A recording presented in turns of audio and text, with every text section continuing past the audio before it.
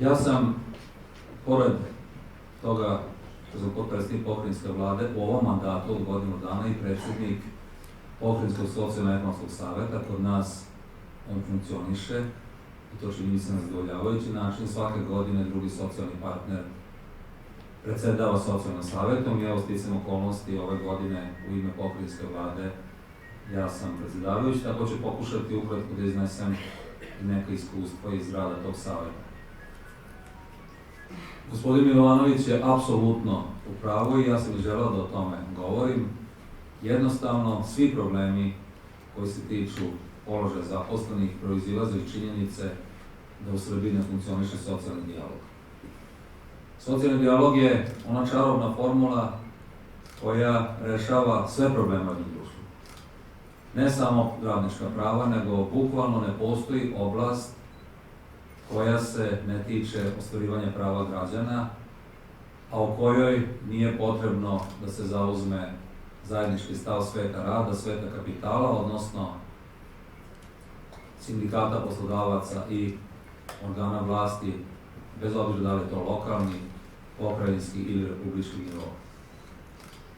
Nije slučajno u Evropskoj uniji najznačajniji savet upravo i najbrojniji savet upravo Savet za socijalni dijalog. Nije slučajna činjenica da je u najrazvijenijim evropskim zemljama socijalni dijalog takođe najrazvijeniji odnosno na sve druge zemlje. To samo ukazuje na uzročno-posledičnu vezu razvoja jednog društva i stepena razvijenosti socijalnog dijaloga u njoj. I prosto je neshvatljivo da kod nas, evo kako je rekao gospodin Milovanović, a još u ono vreme kada je bio ministar, zajedno smo započinjali procese uvođenja prvo pojma socijalnog dijaloga kao nečega što će se shvatiti u Srbiji, pa onda polako njegovu implementaciju.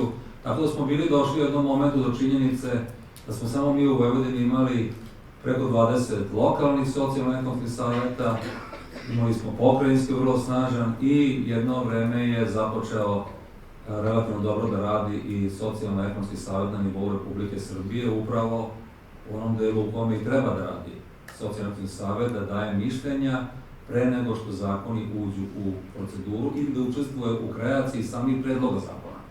I to je suština problema kod nas. Prosto je neverovatno da neko ne može da shvati da se kroz socijalni dijalog ne dolazi samo do najkvalitetnijih rešenja, nego se deli odgovornost.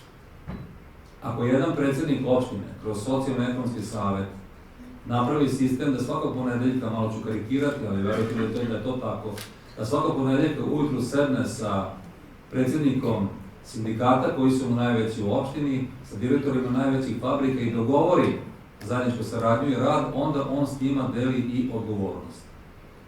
Odnosno, oni s njim dele odgovornost. Ako dođe do problema, svi su zajedno učestvovali u kreaciji problema, ali ako dođe do uspeha, svi su zajedno kreatori i uspeha. Tako da, neverovatno je da to neko ne shvata.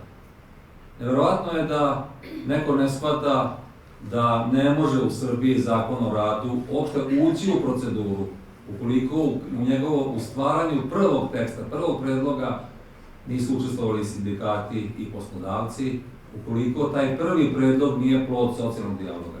Onda ne bi bilo ni kasnijih problema. U državi u kojoj zakon o radu uđe u proceduru, pa se onda traži saglasnost ili mišljenje sindikata i poslodavaca, taj proces je unapred osuđen na neuspeh. I verujte mi, kada su me pitali da prokomentarišem predlog zakona o radu, odbio sam da ga komentarišem, komentarisao bih onda da je on proizišao iz socijalnog dijaloga. Ovako nema svrhe. Nema svrhe. Zakon o broju zaposlenih, o kome malo čas govorimo, takođe.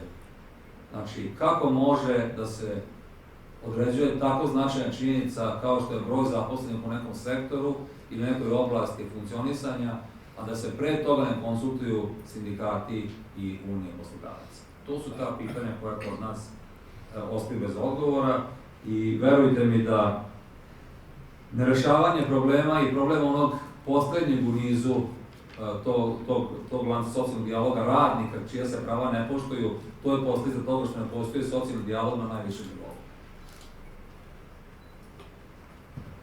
Socijalni dijalog može i kod nas funkcioniše na jedan vrlo kvalitetan način, to ćete čuti od sindikata i od poslodavaca, ali jednostavno, ako vi imate na lokalnom nivou raspravu o nečemu, pa na pokrajinskom nivou raspravu o predlozima zakona, onda pošaljete to na nacionalni nivo i to završi da se nikad ne raspravlja, onda se postavlja pitanje da li je to sve uzaludno. Nije uzaludno, jer nikad ne treba stati u nastojanju za socijalni dijalog u jedno društvo, ali, kažem, to ne funkcioniše. Ovo fingiranje socijalnog dijaloga u Srbiji, gde se socijalno-ekonomski savet saziva samo onda kad je potrebno poslati poruku da je evo kao neko pita o nečemu ili da se kaže nismo se dogovorili, ne vodi ničemu. Ne vodi ničemu, ne sme da ide ni jedan propis u javnu raspravu ako se pre toga nije dogovorilo, naročito oni propisi koji se tiču socijalno-ekonomskog položaja građana ili zaposlenih, ako se pre toga nije dogovorilo na socijalno-ekonomskom savetu. Nema opravdanja, se kasnije priča, nismo se dogovorili u procesu. U procesu je kasno za dogovaranje. Znači, socijalni dijalog u Srbiji će biti ustanovljen i to je praksa i standard Evropske unije. Onda, kada socijalni partneri budu u prilici da se izjasne o predlogu budžeta Republike Srbije za narednu godinu. Onda, kada budžet ne može da bude upućen Skupštini Republike Srbije, a da nema saglasnost socijalnog saveta, dotle socijalni dijalog ne postoji. To je u Evropi standard. Smatra se da socijalni dijalog postoji tamo gde se državni budžet ili lokalni budžeti ne može razmatrati bez zelenog svetla koje je dao svet rada i svet kapitala, odnosno socijalno-ekonomski savet. Ja moram da kažem, bez ikakve namere da glorifikujemo ono što se dešava u Vojvodini, da je prošle godine budžet Vojvodine donet tako što je prvo razmatran na socijalno-ekonomskom savetu, sindikati i poslodavci su dali zeleno svetlo i onda je upućen Skupštini Vojvodine na razmatranje. To mora biti model i na nivou Republike Srbije i onda bi gomilu ovih problema eliminisali. Drugi pravac koji se mora u Srbiji ustanoviti kao pravilo je stimulacija sindikalnog organizovanja i poslodavačkog organizovanja na nivou ne samo države, nego i regije i lokalnih samouprava. Mi danas imamo činjenicu da u ogromnom broju preduzeća nema ko da brani prava zaposlenih jer ne postoji sindikalno organizovanje u okviru preduzeća.